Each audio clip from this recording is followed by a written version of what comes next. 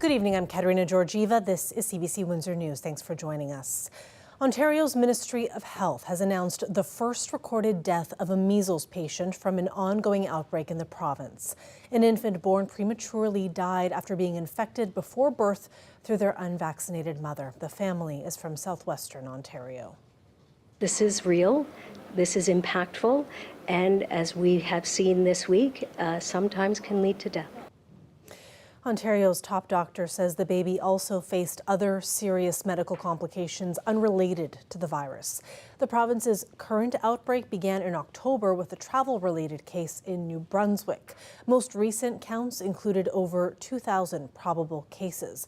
This is only the second measles-related death in the province that the province has seen in decades, and it comes after an unvaccinated child died in May of 2024. A beloved figure from Tecumseh is being remembered and honored in his hometown. Dawson Chen has more. I'm Dawson Chen in Tecumseh. When Bob Probert was alive, he was known as a fearsome NHL enforcer and a larger-than-life character. But now, and for generations to come, Bob Probert's name will be attached to this medical care facility. Hotel de Grâce Healthcare is celebrating its new Tecumseh campus, offering rehab, cardiac wellness, and geriatric services. For Bob Probert's family, it's fitting that their patriarch's legacy is now one of kindness and community betterment. 7 punches, 8, bingo! We call them dad stories. Each story, each kind word, reminded us of the lasting impact that he had on those around him, and he was really larger than life. What a beautiful beginning for this campus and the work that it's going to do. All of Bob Probert's children and his wife Danny were present for the facility's opening ceremony. The Probert family has been one of the driving forces behind the Bob Probert Ride, an annual motorcycle fundraiser that has generated more than $1.2 million for the Hotel de Grâce Healthcare Foundation. Tecumseh Mayor Gary McNamara said the new site can handle 200 outpatients a week, making important health services more local and easier to access. I would also like to take this moment to acknowledge the generosity of the Probert family. His legacy of strength and giving back to the community lives in this facility. It's been almost 15 years since Probert's death by heart attack. His family pointed out the opening ceremony coincides with what would have been his 60th birthday. Danny Probert says she knows her husband would have been pleased to have a medical building named in his honor. Oh, I'd hear him do his goofy laugh. He had that big belly laugh that was just goofy, and he would give a couple of his duck calls, which my kids can do like pros, amazing. And I'm sure he'd be quite humbled. Hotel de Grâce Healthcare CEO Bill Mara has high praise and admiration for the project from its conception to its future. I've been in the public service for 37 years in a variety of leadership roles. This is one of the most grassroots, community-based success stories that I've ever been a part of. According to Bill Mara and Mayor McNamara, the Bob Probert campus is only the beginning of Hotel de Grâce Healthcare's presence in Tecumseh. The site's early usage figures are already inspiring consideration of expansion of services. Dawson Chen, CBC News, Tecumseh. The idea of no tax on tips is one that is appealing to both sides of the political spectrum in the United States. But economists here in Canada warn that it is an idea that isn't worth importing here. Jacob Barker has more. Whether it's giving that extra precise trim or mixing the perfect drink, working hard to earn tips can be a hustle. We're paid a very nice wage. You know, our owners are very thoughtful and caring when it comes to taking care of our staff members, but tips do incredibly help. So the idea of no tax on tips is a no-brainer for people who work in industries where tipping is the norm. It'd be nice to have that in your pocket. For sure, why not? Let's do it. I don't stress about it too much. I like being above board. I like claiming my tips. It feels good, but you know, it would be nice. The idea isn't gaining traction in Canada just yet, but it was backed by Republicans and Democrats in last year's election. It's catchy. I think no tax on tips just rolls off the tongue very easily, and I think that is probably a big part of why it's caught on. But the idea has economists groaning. The consensus: it's bad policy. Generally, in the tax system, we like to think of treating a buck as a buck, a dollar as a dollar, and not caring too much whether it's tip income or other kinds of income. Everything that looks like income should be taxed, and that's because that helps us keep the overall taxes lower than they otherwise would be. And stops there being these loopholes that people can use for tax evasion or tax avoidance. Despite the warning, the No Tax on Tips Act unanimously passed the U.S. Senate last month. Similar provisions are in the budget bill currently before the U.S. Congress. Unlike Canada, most U.S. states have a lower minimum wage for workers who get tips, and divisions between state or provincial taxes and federal taxes are different. So if the idea ever did come north, the impact would be different. It would also have an impact for the revenues of provincial governments. It might also change how people tip. There's always that moment of decision when you're paying for a meal or a service where you have to decide how much you're going to give. If you know there are no taxes on tips, some might change their percentage. The idea does catch the attention of the Canadian Taxpayers Federation. For a group that wants to see tax cuts across the board, this would be a good starting point. At the end of the day, a tax cut is a tax cut. If we can get it for people, even if it's just for a certain class of people who get tips, that's a good thing. But there is a better way, say these economists. The focus on making sure that workers feel that they get a good deal from the government by looking carefully at the taxes that working families pay, I think those are good things. And we did see proposals from all three major parties on that front. And I thought that they were fairly responsible promises in that they were broad-based. It didn't look just at one type of income. So while a trim on taxes for these workers may sound good, experts say importing the idea to Canada just doesn't make the cut. Jacob Barker, CBC News, Windsor. Colette Kennedy is with us now for our first look at weather. And Colette, I know that you're tracking that air quality statement that's in effect right now. Yeah, that's right. We've had some of that smoke that was in the upper atmosphere kind of filtering down closer to the surface. So with that air quality statement, in place for a large part of southwestern Ontario. You can see the exceptions there along the north shore of Lake Erie, or at least a portion of that, where there's still some of that rain associated with that frontal boundary that was kind of sluggish in making its way through. We are getting gentle clearing as we go into these evening hours. Overnight tonight, though, that risk for smoke still there till about tomorrow morning. I'll show you the forecast on that coming up. But 14 for the low tonight and a really nice Friday shaping up for us with a seasonal high around 23. Awesome. Thanks so much, Colette. Up next, residents who oppose reopening a dump in Chatham, Kent are angry over the passage of Bill 5. The bill passed by the Ford government on Wednesday paves the way for the project to go ahead without an environmental assessment. I'm saddened, I'm angry, I'm hurt, I'm disappointed. So just a whole pot of emotions about the bill passing, yes. I think everyone in Ontario shares my sentiment that this is a very interesting power grab by the Premier, first and foremost. It is quite troubling, it's quite disheartening, but we are fighting to the bitter end. The dump in Dresden has long been dormant. Residents do not want it to be reopened, and they've been fighting it for more than a year, demanding an environmental assessment for the project. Bill 5 now allows for the contentious landfill to be fast-tracked.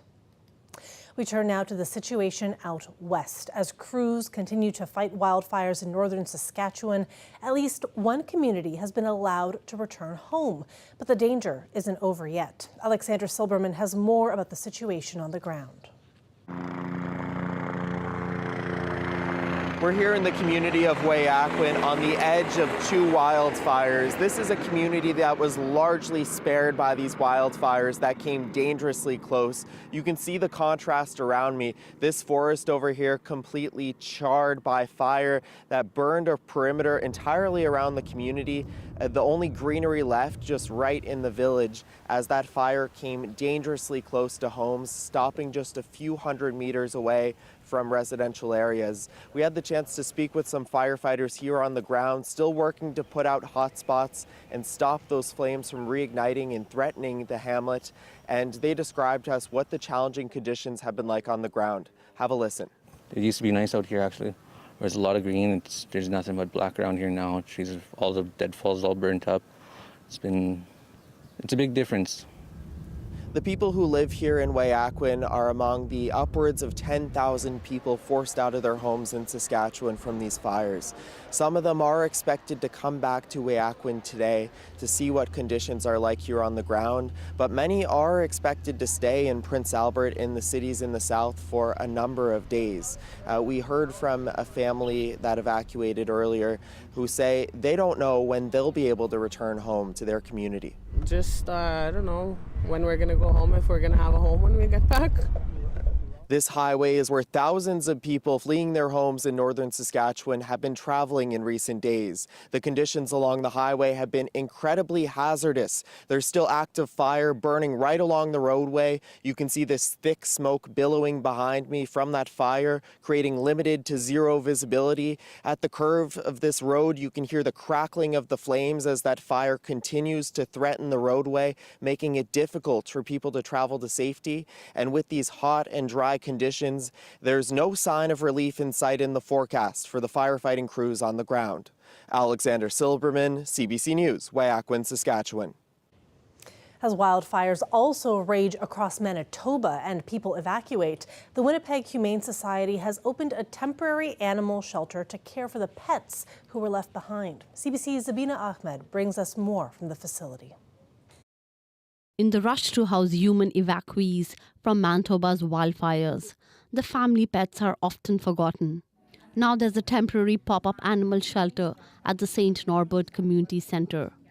Carly Peters from the Winnipeg Humane Society says it has the capacity to take in 60 animals.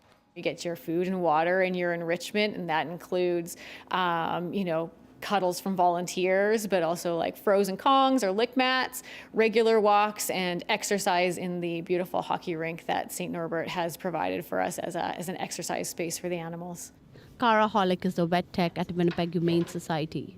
We'll assess them for any wounds or signs of dehydration. I'm assuming these animals are coming from a long commute and in very stressful situations. Anything that smoke inhalation or their signs of dehydration or distress. Christina Von Schindler, CEO of the Winnipeg Humane Society, says over 40 volunteers are at the facility to look after the animals. They set up the shelter in 3 days and would create more if the need arises. Everything else you're going through and all the stress and all the change, at the very least you can count that your pets will be safe, cared for, loved, and receive all the care we can offer them. Schindler says evacuees need to register with the Red Cross to get their pets in. Zabina Ahmed, CBC News, Winnipeg. The fire in western Manitoba near Flin Flon has grown exponentially in the past week. It's now several times the size of the city of Winnipeg. CBC weather specialist Riley Lachuk explains how the fire got this big. At the beginning of May, the province looked like this. Although there are those small yellow stars that indicate a heat source, there was no significant fire activity at the start of May. As the month progressed, though, the weather in the province was warmer than usual and it stayed quite dry. And you can see that those conditions caused those hot spots to increase. Those red spaces you're seeing, that shows the perimeter of the fire that is already burning. I want you to keep your eyes on 3 particular areas of this map. Keep looking at the communities of Sheridan, Flin Flon, and Pucketawagan. Now let's stop here on May 28th. Let's go in closer. We can see the 3 fires in each community clearly burning now, and those fires continue to grow and grow, forcing nearby communities to evacuate. And now 3 separate fires near Sheridan, Flin Flon, and Pucketawagan, plus a 4th fire in Saskatchewan have now merged into one massive fire, so far burning an area almost 9 times the size of the city of Winnipeg. Riley Lachuk, CBC News, Winnipeg. Prime Minister Mark Carney has expressed condolences for a Canadian hostage whose body was found in Gaza. The Israeli military said they recovered the remains of Judy Weinstein and her husband, who were killed in the Hamas attacks on October 7, 2023. Weinstein and Gadi Hagi, an American-Israeli citizen, died during the assault on kibbutz Nir Oz in southern Israel. Hamas militants took their bodies to Gaza, leaving them listed among the 251 hostages. Weinstein was born in New York but grew up in Toronto. She relocated to Israel as a young woman and stayed to raise a family with her husband. A live look outside there. We will be right back with more news. Stay with us.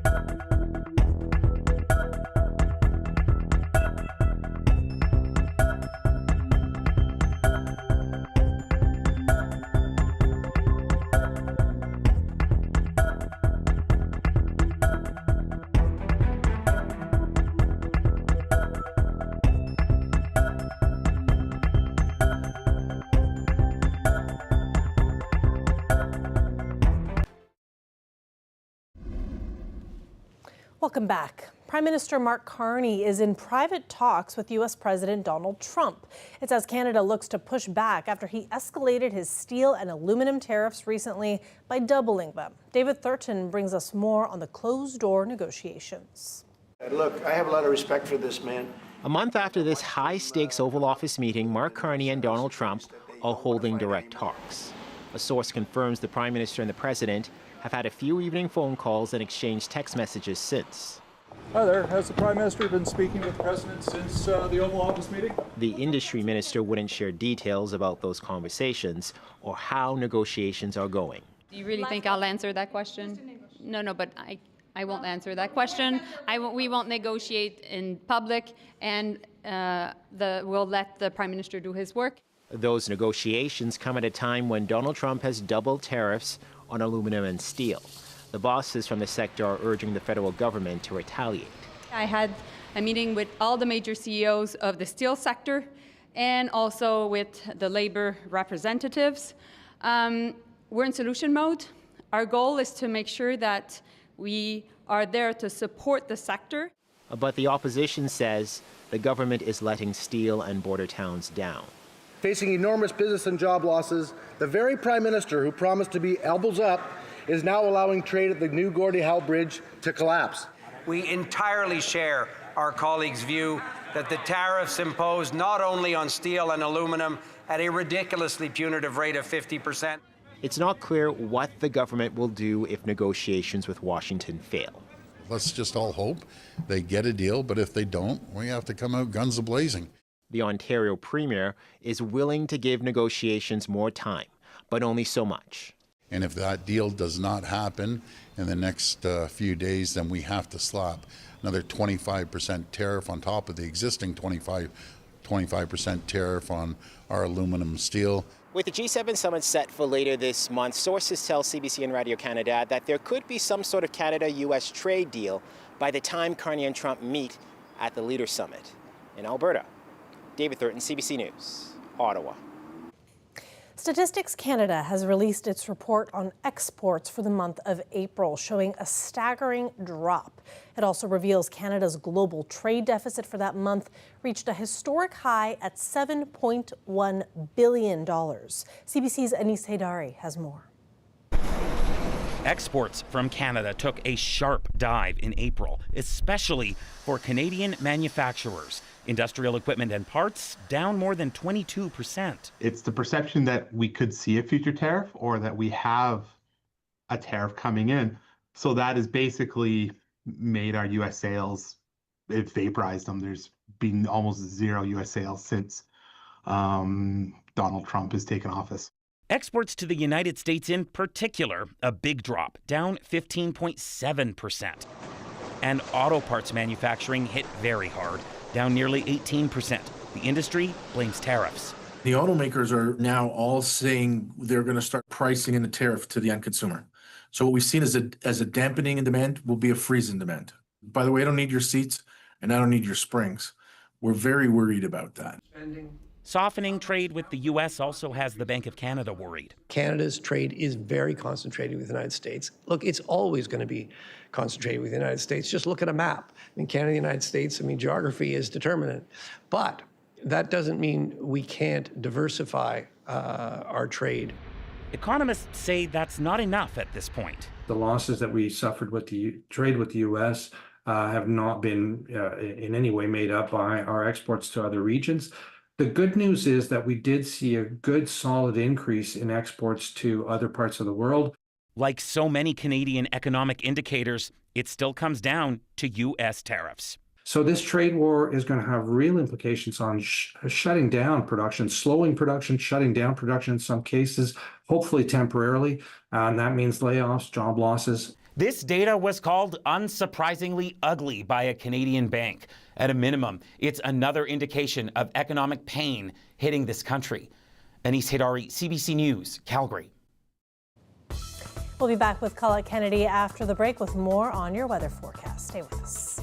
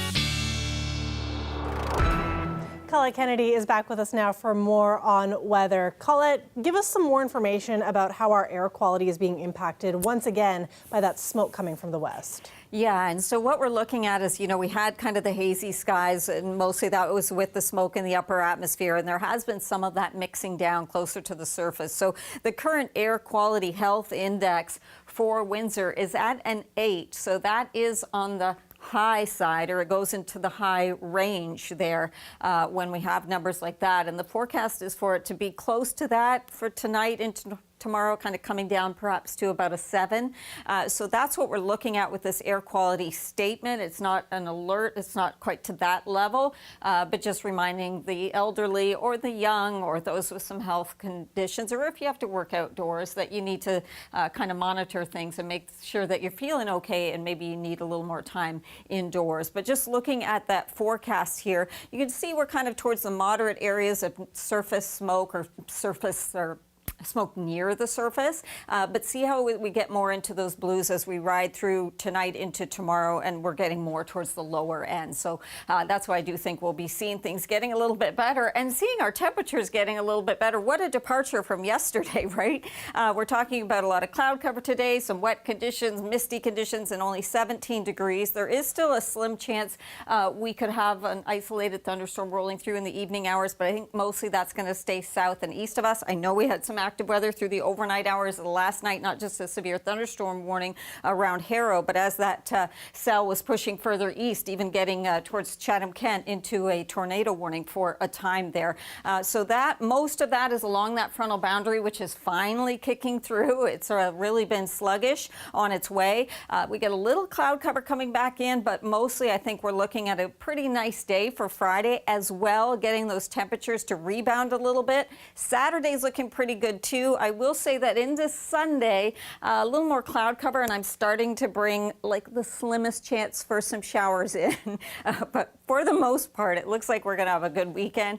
Your temperatures tonight, those lows around 14, and I know from where we're at right now, that's only a slide of a few more degrees because it has been cool. There's our rebound, at least to the low 20s for tomorrow. Saturday, a bit more cloud at times, but the temperature coming up as well. And I'll tell you, it's off my graphic in terms of the boards getting into Wednesday, Thursday, Friday of next week. But Katarina, I think our temperatures will be pushing back up towards 30. Okay, thank you so much, Colette. Thanks everyone for watching. See you tomorrow. Good night.